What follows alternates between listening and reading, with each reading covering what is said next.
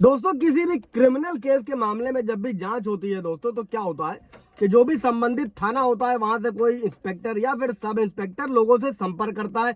Investigation करी जाती है आईओ द्वारा दोस्तों, और संबंधित लोगों के बयान जो है वो दर्ज किए जाते हैं, एविडेंस कलेक्ट किया जाता है। और ज्यादातर लोगों का ये मानना होता है दोस्तों कि जो इन्वेस्टिगेशन ऑफिसर होते हैं वो पुलिस एफआईआर में किसी का भी नाम जोड़ सकते हैं या फिर काट सकते हैं, किसी को भी गिरफ्तार कर सकते हैं और कोर्ट में चालान पेश कर सकते हैं। दोस्तों आज इस वीडियो में हम लोग समझेंगे दोस्तों कि जो पुलिस डिपार्टमेंट के जो इन्वेस्टिगेशन ऑफिसर होते हैं, एसआई है या फिर एसआई है, ये क्या कर सकते हैं और क्या नहीं कर सकते हैं। दोस्तों जय हिंद, नमस्कार, मैं एडवोकेट आशीष मिश्रा।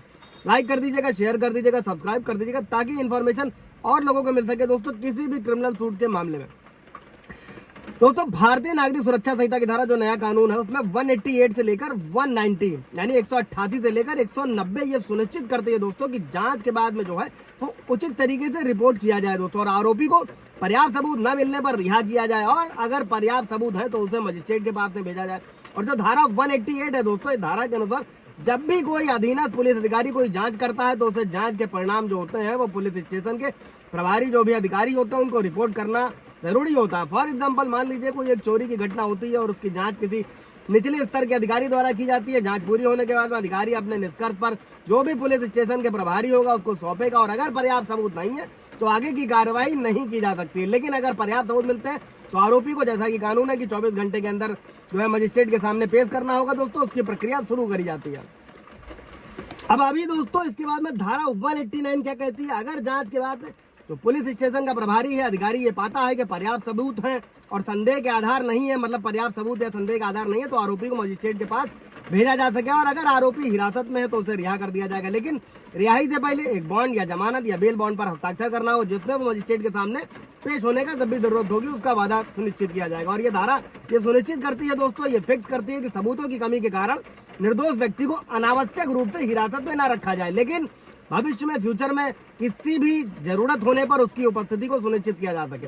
एग्जाम्पल जैसे समझिए दोस्तों कि एक व्यक्ति है, वो एक मामूली पब्लिक डिस्टर्बेंस, सार्वजनिक शांति भंग का आरोप है और जांच के बाद अधिकारी को पता है कि सबूत कमजोर है।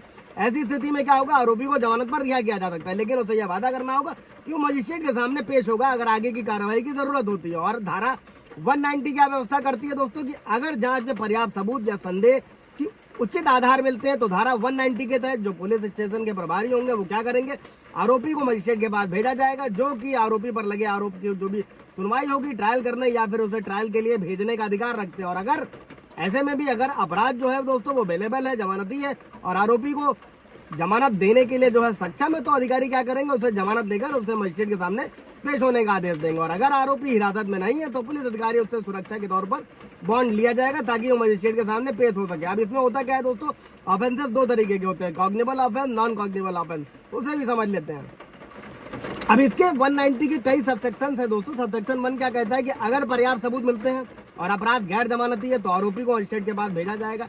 अगर अपराध जमानती है तो आरोपी से जमानत ली जा सकती है और मजिस्ट्रेट के सामने पेश होने के लिए रिहा किया जा सकता है दोस्तों। फॉर एग्जांपल किसी ने किसी व्यक्ति पर मान लीजिए हमला किया है, असॉल्ट किया है दोस्तों, और अगर जांच में पर्याप्त सबूत मिलते हैं तो आरोपी को मजिस्ट्रेट के पास भेजा जाएगा। अगर अपराध जमानती है और आरोपी जमानत दे सकता है तो उसे जमानत पर रिहा किया जाएगा ताकि वो मजिस्ट्रेट के सामने पेश हो सके। सबसेक्शन 2 क्या कहता है दोस्तों, जब भी आरोपी को मजिस्ट्रेट के पास भेजा जाता है तो जो जांच अधिकारी होता है अगर उसको कोई भी सबूत जैसे कि मान लीजिए हथियार है या दस्तावेज है ये सब मिलते हैं तो मजिस्ट्रेट के पास वो भी भेजा जाएगा। साथ ही जो अधिकारी होगा वो उन गवाहों यानी कि विटनेसेस को भी बुलाएगा, मामले के जो भी तथ्य होंगे, परिस्थितियां होंगी, उनको मजिस्ट्रेट के सामने जो गवाही दे सकते हैं पेश किया जाएगा। फॉर एग्जाम्पल जैसे समझ लीजिएगा, उदाहरण के तौर पर अगर चोरी के मामले में दोस्तों चाकू एक सबूत के रूप में मिला है तो क्या पुलिस अधिकारी क्या करेंगे, जो वो चाकू होगा उसको भी मजिस्ट्रेट के पास भेजा जाएगा, उन गवाहों को भी बुलाएगा जिन्होंने चोरी होते देखा था, और इन गवाहों से बॉन्ड पर हस्ताक्षर लिया जाएगा और वो अदालत में गवाही देने के लिए पेश होंगे दोस्तों। इसी का सबसेक्शन 3 एक चीज और करता है दोस्तों, वो जो मुख्य मजिस्ट्रेट होंगे, न्यायिक मजिस्ट्रेट होंगे, वो पूरी डिटेल विवरण भरेंगे।